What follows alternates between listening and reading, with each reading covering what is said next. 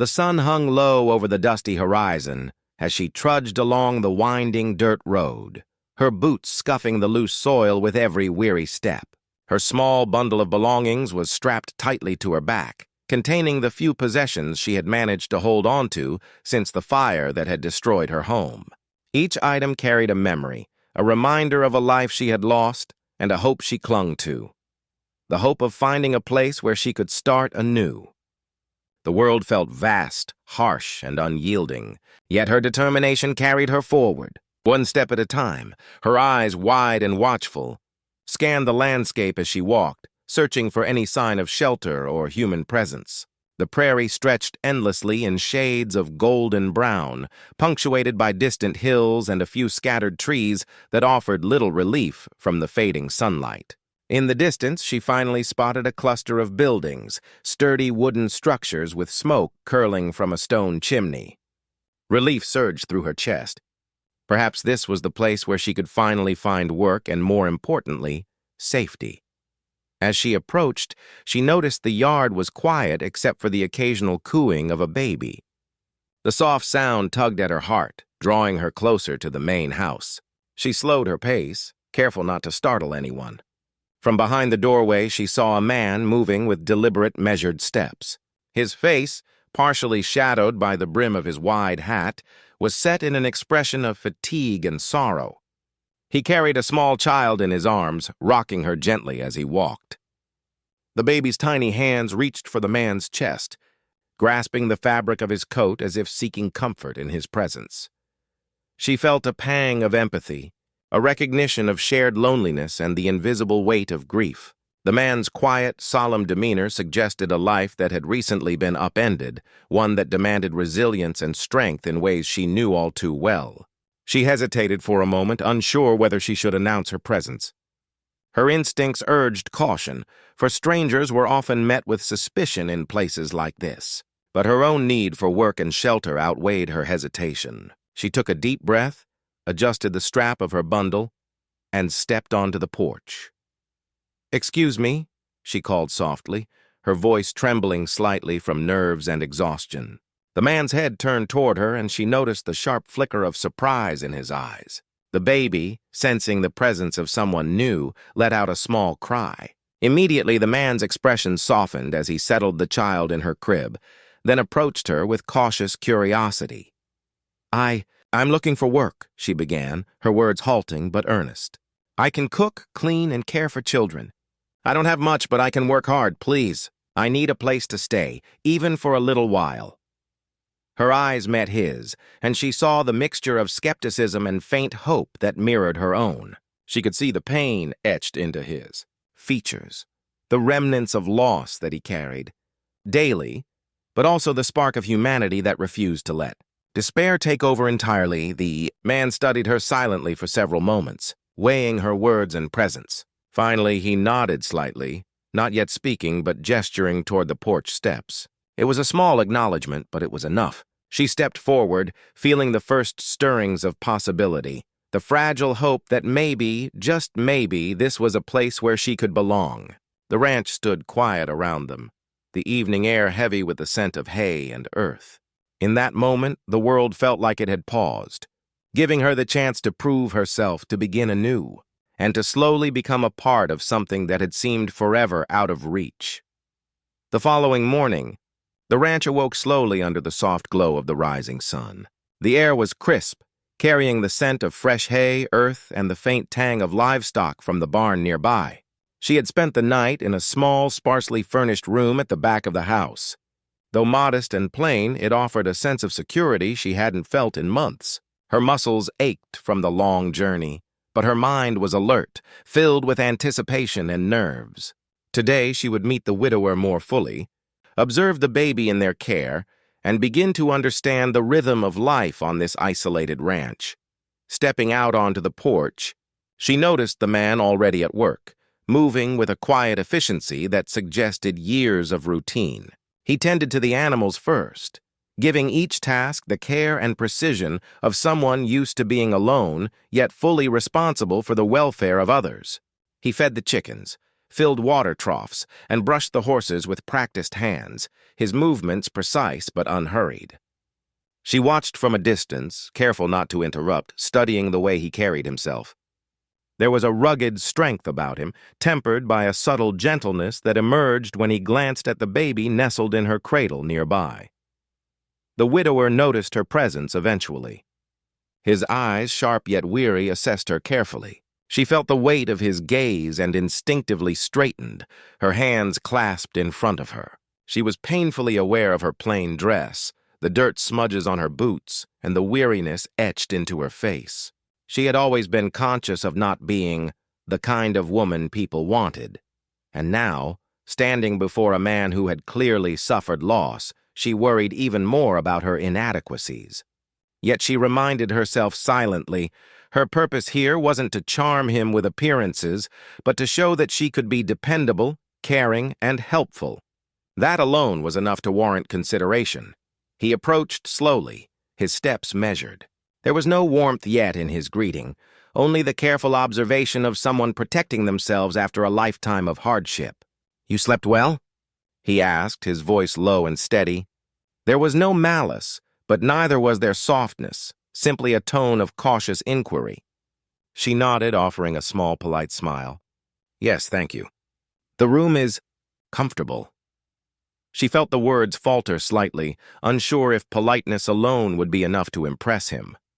The man's gaze shifted to the baby, who gurgled softly, reaching out for him with tiny hands. She observed how tenderly he responded, bending down, speaking in gentle tones, and rocking the child. His care was instinctive, not performative, a testament to his role as a devoted father. The sight softened her apprehension slightly. Perhaps, she thought, there was room for someone like her here, someone who could contribute quietly but meaningfully to the household. "Can you handle a child?" he asked abruptly, his eyes narrowing in a test of her honesty and capability. There was no judgment in the question, only necessity. Raising a child alone required help from someone competent and trustworthy. She swallowed nervously but met his gaze steadily. "I can," she said simply. "I've cared for children before. I can cook, clean, and make sure she's safe." The man said nothing immediately, merely observing her for several moments. In his silence, she realized that first impressions weren't made in words alone, but in presence, patience, and the quiet assurance of one's intentions. She stood firm, her hands clasped, her posture calm but alert, and waited. Finally, he gave a small, almost imperceptible nod. It wasn't an agreement or acceptance yet, but it was the first acknowledgement, an unspoken recognition that she might just belong in this space, that her determination and sincerity had caught his attention. As the morning light deepened, the ranch began to hum with quiet life, and she realized that this was the beginning of a delicate dance, a test of patience, trust, and mutual understanding. Their first impressions, though cautious, held the promise of something more. Perhaps not love yet, but connection, reliance, and the possibility of a shared life. And in that early hour, standing on the porch of the widower's ranch, she felt the first stirrings of hope that this place could become more than a refuge. It could become home. By mid-morning, the rhythm of ranch life had settled into a steady cadence, and she found herself watching the widower move with a quiet authority, tending to chores that seemed endless in their variety and scope. He fed the animals, checked the fences, and kept a watchful eye on the baby, who gurgled and squirmed in her crib nearby. Though he performed each task with competence, there was an undeniable fatigue in his movements, a subtle heaviness in the way he carried himself. It was clear that one person alone could not sustain this place indefinitely, especially while caring for a small child who required constant attention. She lingered at a distance at first, unsure of how to insert herself into this carefully ordered world. Her pride urged caution. She did not want to appear presumptuous, yet her heart ached at the thought of leaving the man to shoulder everything alone, and she knew she had skills that could be useful. As she gathered the courage to speak, her voice trembled slightly, but she forced herself to project calm confidence. "Excuse me," she called softly, stepping onto the porch where he paused his work to look at her. "I know I'm not the woman you might have expected or wanted, but I can help." Her words hung in the air, filled with sincerity. I can care for your baby. I can cook, clean, and do whatever is needed around the house. I don't have much to offer besides my work, but I promise I can be of help. For a moment, the widower said nothing. His eyes, sharp and calculating, studied her closely. He noted her worn boots, the smudges of travel on her dress, the quiet humility in her posture. There was no glamour, no polished beauty, only a woman who had clearly endured hardship, someone whose strength came from resilience rather than appearance. And in that quiet moment he realized that her offer was not made out of obligation or expectation. It was born of genuine intent and courage. I don't need a wife, he said finally, his tone neutral but firm. I'm not asking for marriage. He paused, letting the words settle. I need someone who can help with the child. Can you do that? She nodded immediately, relief flooding her chest. Yes, I can. I don't pretend to be anything I'm not. I know I'm not who you wanted, but I can take care of her. I can make sure she's fed, clothed, and safe. I can work hard and do my part here. Her gaze held his, unwavering despite the nervous flutter in her chest. There was a silence between them, but it was not empty. In that pause, unspoken understanding began to form. He could see her honesty, the quiet determination that went beyond appearances. He could sense that she was offering something invaluable, not a grandiose promise, not fleeting charm, but steadfast reliability and the capacity to care for his most precious responsibility, his daughter. Finally, he nodded, a small gesture but significant. Then, stay, he said, his voice carrying the weight of both relief and tentative hope. He stepped aside, allowing her to approach closer to the baby, who was now babbling softly, as if sensing a new presence. She moved carefully, gently picking up the infant and cradling her with a tenderness that seemed to surprise even the widower. The child relaxed almost immediately, nestling against her chest as if instinctively recognizing a safe and loving touch. In that moment, a bond began to form. It was not yet love, not yet family in its fullest sense, but it was trust, a fragile thread connecting three lives who had each known loss and hardship. She had offered her help, he had accepted, and in that simple exchange, the first step toward a shared life had been taken. The sun climbed higher, casting warm light over the ranch. For the first time in weeks, she felt a sense of purpose, a sense that she could belong somewhere. And for the widower, it was the first sign that perhaps, in time, the weight of his grief could be eased, not by replacing what he had lost, but by welcoming a quiet, steady presence who could help him carry it. The nights on the ranch were long and quiet, broken only by the soft coos and cries of the baby and the occasional rustle of the wind through the nearby trees. It was during these still hours that the widower began to open up, slowly, tentatively, revealing fragments of his past that he had long kept buried. One evening, as the sky bled gold and crimson with the setting sun, he sat on the porch, the baby sleeping peacefully in her crib nearby, and gestured for her to sit beside him. She hesitated for only a moment, sensing that this was not a casual invitation but a cautious offering of trust. I lost her, he began, his voice low and measured, as though speaking too loudly might shatter the fragile balance of memory and grief he carried. My wife, she passed last year. It's just been me and her ever since. He looked down at his hands, rough from work, but tender in their handling of the child, and continued, I never thought I'd have to do this alone. I never imagined raising a child without her. His eyes, usually so guarded, flickered with pain, revealing the depth of his sorrow. She listened quietly, offering him her full attention. There was no rush to respond, no attempt to fill the silence with comforting words too soon. She understood grief intimately. She had known loss, abandonment, and the crushing weight of survival on her own. Finally, when he fell silent, she spoke softly. I know what it's like to lose everything, to feel invisible and alone, but I've learned that even when life takes so much, there can still be small moments of hope. Her words did not attempt to lessen his pain, but they carried a gentle resonance. They acknowledged the depth of loss while also suggesting that recovery, though slow, was possible. The widower glanced at her then, really looked at her, and for the first time, he saw more than just a helper.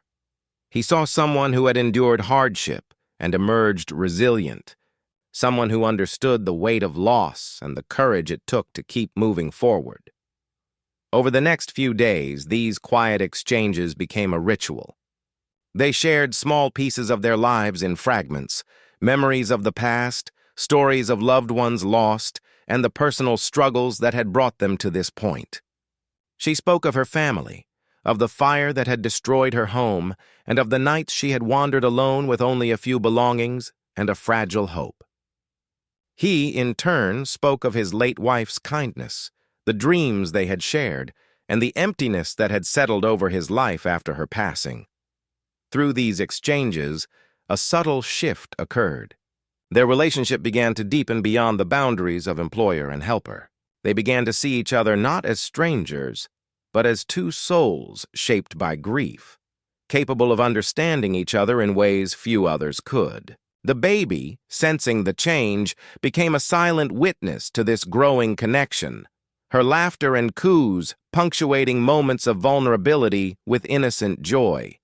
Shared grief created an unspoken bond. It allowed them to lower their defenses, to trust one another with the raw, unpolished truth of their lives. And in that trust, they found something that neither had expected: comfort in each other's presence, a quiet reassurance that they were no longer entirely alone. They were beginning, slowly and carefully, to heal together. By the time the sun dipped below the horizon each evening, painting the sky with a palette of soft pinks and oranges, they would sit together in companionable silence. The ranch, once a place of solitude and toil, had begun to transform into a sanctuary, a place where two hearts, scarred by loss, could find solace in one another. And in that shared grief, the seeds of trust, understanding, and eventually love were being quietly sown. Even as the bond between them began to strengthen, both of them carried invisible walls, barriers built from past pain and fear. The widower, despite the growing trust he felt in her presence, wrestled with guilt and hesitation. He loved his late wife and felt an almost sacred loyalty to her memory. The idea of allowing someone else into his life, of forming a bond that could one day replace what he had lost, felt like a betrayal. At times, he caught himself staring at the baby, imagining what it would mean to share his affection and responsibilities with someone new, and a tight knot of anxiety formed in his chest. "I can't. I'm not ready for this," he muttered under his breath one afternoon, leaning against the barn post as she worked nearby. She glanced up, sensing the heaviness in his tone, but chose to continue her task quietly, giving him space. She understood that grief was a fragile thing, that even small gestures could either comfort or destabilize. She had learned patience long before arriving at the ranch, and now it was a crucial part of her role, being present without forcing herself into his heart.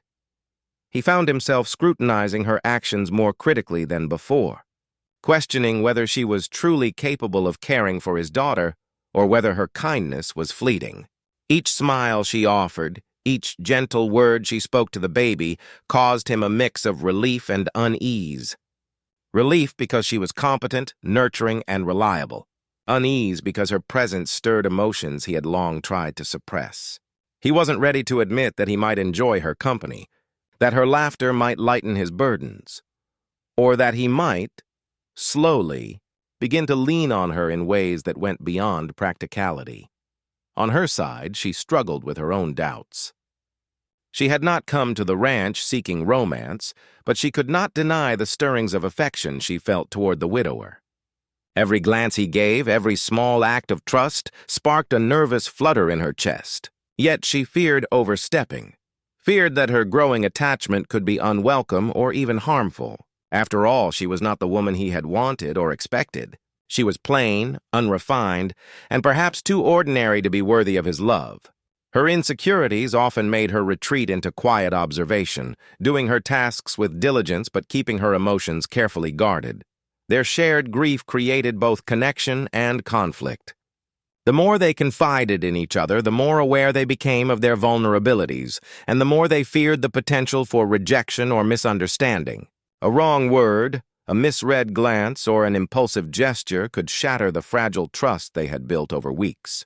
Yet even amidst these doubts, neither could ignore the subtle pull drawing them closer. One evening, as the sun dipped low behind the hills and shadows stretched across the ranch, the widower found himself watching her cradle the baby with tenderness. He felt a mixture of admiration, protectiveness, and longing, but also fear. Fear that he might allow himself to care too much, that opening his heart could invite pain as well as joy. She, noticing his lingering gaze, offered only a small, tentative smile. It was a gesture of reassurance, of patience, yet it carried a silent message. She would wait. She would endure. And she would not demand what he was not ready to give. These moments of tension, of unspoken longing mixed with restraint, defined their days. Resistance and doubts were not merely obstacles. They were tests of character, of patience, and of the strength of the bond forming between them. Both had to confront their own fears. He, the fear of replacing love lost. She, the fear of never being enough. And slowly, imperceptibly, they began to learn that love and trust could coexist with grief, that opening one's heart did not diminish what had been lost, but rather honored it by allowing life and connection to continue. As the days lengthened into weeks, the widower began to notice subtle changes, not in the grand routines of the ranch, which remained demanding and steady, but in the small, unassuming ways that the woman had woven herself into the fabric of their lives. It was in the way she anticipated the baby's needs without being asked, knowing exactly when the little one required feeding or comfort. It was in the meals she prepared, simple but nourishing, which left the table filled not only with food but with warmth and care. Each small gesture was a quiet declaration. She belonged here, not as an intruder but as a stabilizing presence, as someone whose love could be expressed in deeds rather than grand declarations. He observed these acts with a mixture of relief and admiration. There was a comforting rhythm to seeing her care for the child with patience and gentleness, to noticing how the baby's cries faded at her touch. Sometimes he would return from the barn or a morning ride to find the child giggling at her playful antics, a small game of peekaboo, a song softly hummed, or the gentle sway of a cradle. He found himself smiling unexpectedly, a lightness creeping into the edges of his grief. It startled him at first, this sense that life could still hold joy after loss. Even outside her care for the baby, she showed acts of thoughtfulness toward him. She would leave freshly baked bread on the kitchen counter for him to take with his morning coffee, or bring a blanket when the nights on the porch grew cold. When he injured his hand while mending a fence, she tended it carefully, washing and bandaging the wound with professional attention and concern. There was no expectation for gratitude. These were not grand gestures seeking praise, but acts of sincere kindness that slowly melted the walls of isolation he had built around himself. For her part, these moments also allowed her to see the widower in a new light. Beyond his stoic exterior and the pain etched into his features, she observed a man of quiet integrity and tenderness. There was a nobility in the way he cared for the ranch, in his interactions with the baby, in the weight of responsibility he bore alone. It drew her admiration, and gradually, her quiet affection began to grow into something deeper, a gentle, steady warmth that made her heart flutter at the smallest glance or smile. One evening, as they worked together mending a broken fence line near the edge of the property, the widower paused, wiping sweat from his brow, and offered her a rare small smile. "You've done more in these weeks than I could have hoped for," he said, his voice carrying both gratitude and humility. She looked at him, her cheeks warming, and simply nodded, not knowing whether to speak or let the moment pass. Words were unnecessary. The shared labor and mutual care had already spoken volumes. Even the baby contributed to this growing intimacy. Her laughter, her gurgling excitement, and the way she reached for both of them at once reminded the widower of the interdependence of life, the fragile beauty of connection. They learned to share responsibilities seamlessly, a silent dance of coordination and trust. Each day reinforced that love was not only declared in words or grand acts, but cultivated in patience, kindness, and reliability. By the time evening settled over the ranch, casting long shadows over the fields, there was a tangible shift in their relationship. The widower found himself seeking her presence, relying on her counsel and appreciating her quiet strength. She, in turn, grew confident in her place within their small household, secure in the knowledge that her care and attention mattered deeply. Acts of love, simple yet profound, were building the foundation of a life together. They were learning that family was not defined solely by blood or appearances, but by consistent acts of care, trust, and devotion. And slowly, in the rhythm of daily life, the two hearts that had carried so much grief were beginning to heal, drawing together in the gentle certainty that they were no longer alone. Life on the ranch had settled into a rhythm, one shaped by routine, care, and the quiet intimacy that had grown between the widower, his child, and the woman who had entered their lives. Yet even in such seemingly peaceful times, the world outside could intrude in unexpected ways. One late afternoon, as the sun cast long golden rays across the fields, a carriage rattled down the dusty road toward the ranch, stirring a sense of unease. The woman paused in her chores, her instincts alerting her that this was no ordinary visitor. The widower's expression tightened as he watched the carriage approach. He recognized the man who climbed down, a local landowner, known for his strict rules and sharp tongue. He had come to speak about unpaid debts on nearby property, but there was also an undercurrent of judgment in his gaze as it fell on the woman, who stood quietly beside the porch, cradling the baby. She felt the tension immediately, sensing that this intruder might disrupt the fragile balance they had built. "Good afternoon," the landowner began, his tone formal but edged with condescension. "I hear there's been some mismanagement of the surrounding lands. I've come to ensure everything is handled properly."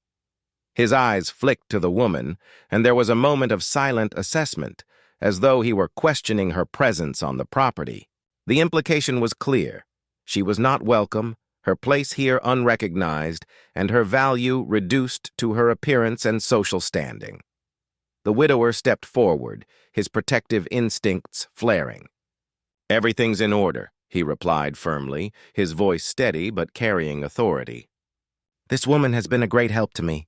She stays here with my daughter because she earns her place day by day with her work and her care. That is all you need to know." The landowner's gaze narrowed.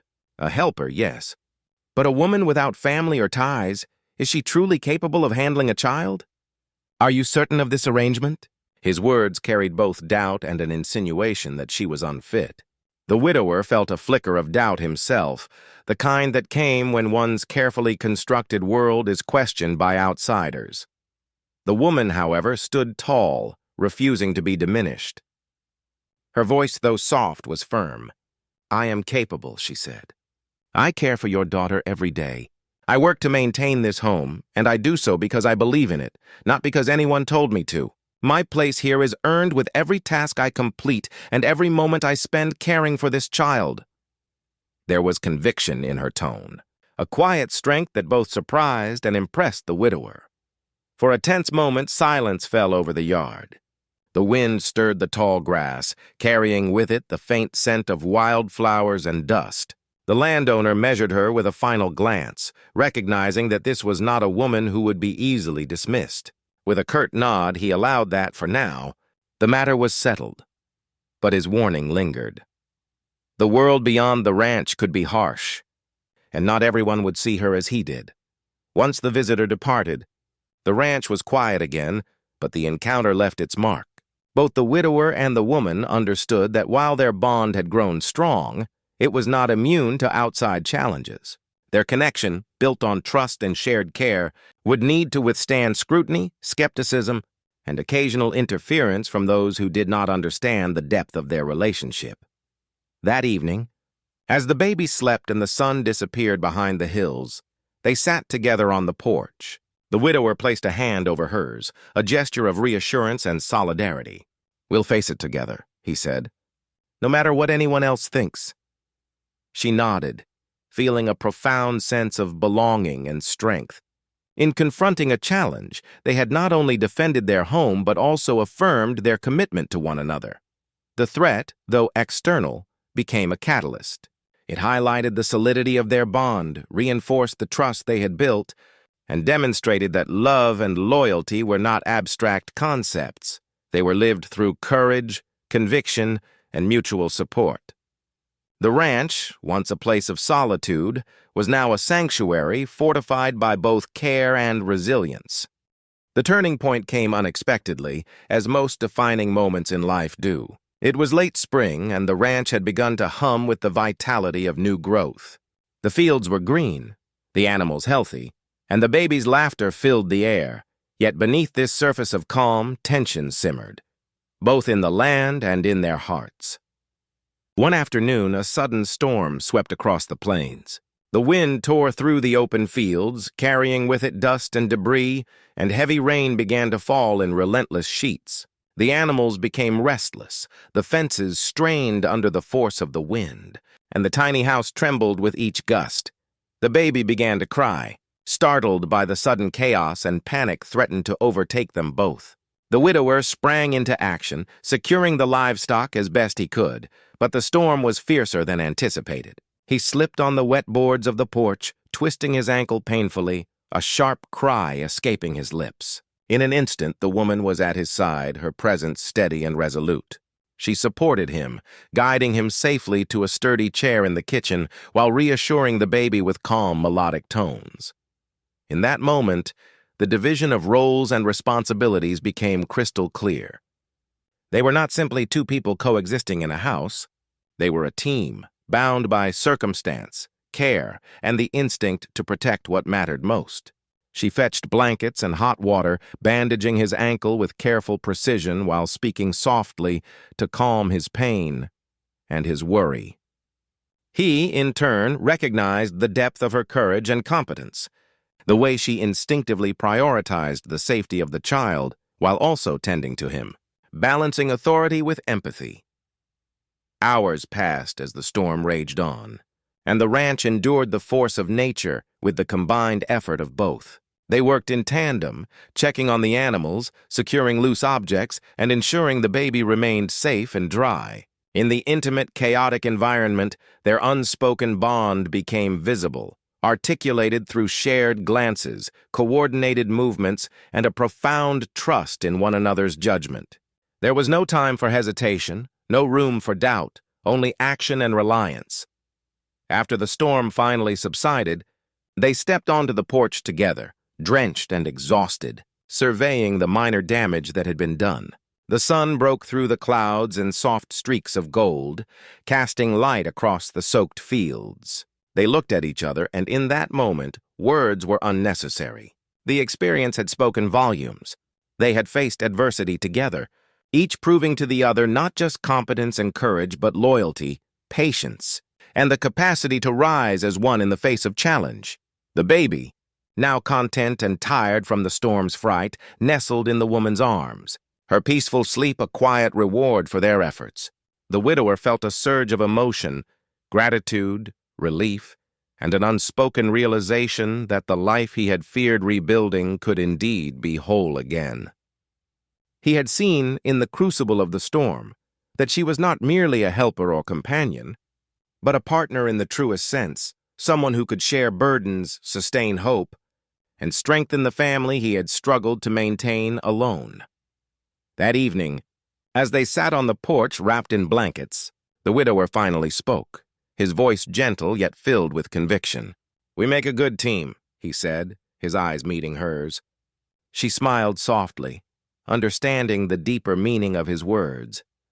Not just about surviving the storm, but about surviving life's trials together. The turning point had been reached. Their bond was no longer tentative or tested merely by quiet days of work and shared grief. It had been forged in adversity, tempered by courage and mutual care, and solidified into something enduring. From this moment forward, their connection was unbreakable, their trust absolute, and the possibility of love, long restrained by fear and doubt, could finally take root. The storm, once a threat, had become a testament to their resilience and to the strength of the family they were quietly, inexorably building. The days after the storm carried a quiet sense of renewal across the ranch. The fields glistened under the morning dew, The animals grazed peacefully, and the baby's laughter once again filled the air, blending with the gentle sounds of nature. There was a subtle shift in the rhythm of the household, a feeling that the bonds forged through hardship were now solid and enduring. Both the widower and the woman sensed it, a comforting awareness that the trust, care, and shared experiences they had cultivated were no longer fragile. They were permanent threads woven into the fabric of their lives. It was in the simplicity of everyday moments that the depth of their connection became undeniable. She would prepare breakfast, humming softly, while he watched her with a quiet admiration, noticing the ease with which she moved, the gentle authority she displayed in managing the household and caring for the baby. He began to realize that her presence had become indispensable, not merely for practical reasons, but for the emotional stability and warmth she brought into their home. The child had flourished under her care, her laughter now a constant reminder that life could be joyful again, even after profound loss. One evening, as the sun dipped low behind the distant hills, painting the sky with a cascade of pinks and oranges, the widower found himself walking toward her. The baby slept peacefully in her crib, and the house was quiet except for the soft creak of the floorboards beneath his boots. He took a deep breath, feeling a mixture of anticipation and vulnerability. He knew that the moment had come to speak openly, to put into words what had been building silently through weeks of shared labor, care, and understanding. "I need to say something," he began, his voice steady but carrying a rare softness. She turned to face him, sensing the gravity in his tone, and gave him her full attention. "You've been here day after day, caring for my daughter, managing this home, and you've been more than I ever expected. I can't imagine life without you now." Her heart skipped a beat, and a quiet warmth spread through her chest. She had long feared that her presence might never be fully accepted, that her role in their lives would always remain defined by utility rather than affection. But as he continued, she understood that those fears were unfounded. "I know you're not the bride I thought I would have," he admitted, a faint smile touching his lips. "But that doesn't matter anymore. What matters is what we've built together, what you've brought into our lives. You care for her, you care for me, and I care for you." He stepped closer, taking her hand gently in his, the gesture simple yet profound. "I want you to stay, not just as a helper, but as part of this family. I want us to be a family, together." Tears threatened to spill, not of sorrow, but of relief and joy. She had come to the ranch seeking work and safety, and yet she had found something far greater, a place where she belonged, a bond that nurtured her heart, and the opportunity to build a life filled with love and purpose. Her voice trembled as she replied, "I will stay. I want to stay, and I will do everything I can to care for both of you, with all my heart." The widower's smile broadened, and he drew her close, a quiet embrace that spoke more than words ever could. The baby stirred, sensing the closeness of the two, and cooed as if approving this union. In that moment, the house was filled with warmth, the kind of profound contentment that only comes when hearts have found their rightful place. From that day forward, the ranch became not only a home, but a sanctuary of love and trust. The woman and the widower moved forward as partners in every sense, united by shared trials, mutual respect, and deep affection. The baby thrived, surrounded by the unwavering devotion of both. And for the first time in years, the widower felt complete. Not because loss had been forgotten, but because life, with all its challenges and joys, had allowed him to open his heart again.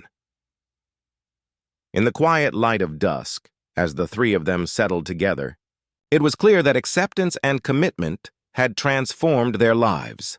What had begun as a simple offer of help had blossomed into a family built on trust, care, and love, a love that would endure for years to come.